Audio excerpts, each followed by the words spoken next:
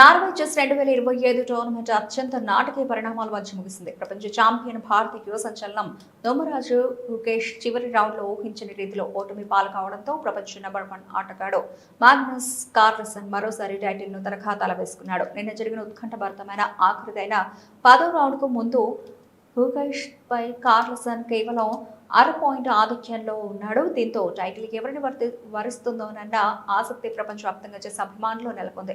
Tourney ఆద్యంతో ఇరువురి ఆటగాళ్లు అద్భుతమైన నైపుణ్యాన్ని ప్రదర్శించారు. 9వ రౌండ్లో పై గుకేష్ విజయం సాధించగా కరువానాను కార్ల్సన్ ఓడించే ఆధిక్యాన్ని కాపాడుకున్నాడు. అయితే ఫైనల్ రౌండ్ భారత యువ కెరటం గుకేష్ కు తీవ్ర నిరాశను మిగిల్చింది. టైటిల్ ఆశలు సజీవంగా ఉంచుకోవాలంటే కనీసం డ్రా అయినా చేసుకోవాల్సిన మ్యాచ్లో అమెరికా గ్రాండ్ మాస్టర్ ఫాబియానో కరువానోతో తలపడ్డాడు.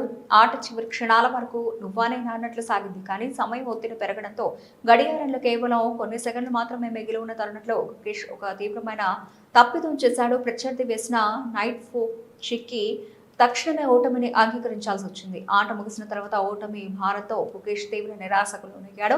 ఒక్క తప్పిదంతో టోర్నమెంట్ ఆశలు ఆవిరైపోవడాన్ని జీర్ణించుకోలేకపోయాడు. మరోవైపు టోర్నమెంట్లో తన ప్రదర్శనపై ముఖ్యంగా గుకేష్తో జరిగిన గేమ్లో ఓటమి గురించి కార్ల్సన్ అంతకుముందు కొంత అసంతృప్తి వ్యక్తం చేశాడు. ఒక మంచి టోర్నమెంట్ ఆడాలన్న కళ ఆ గేమ్తోనే ఆవిరైపోయింది అని ఫైనల్ రౌండ్కు ముందు నార్వే గ్రాండ్ మాస్టర్ అంగీకరించాడు. అయినప్పటికీ చివరికి కార్ల్సన్ ఛాంపియన్షిప్ను కైవసం చేసుకున్నాడు.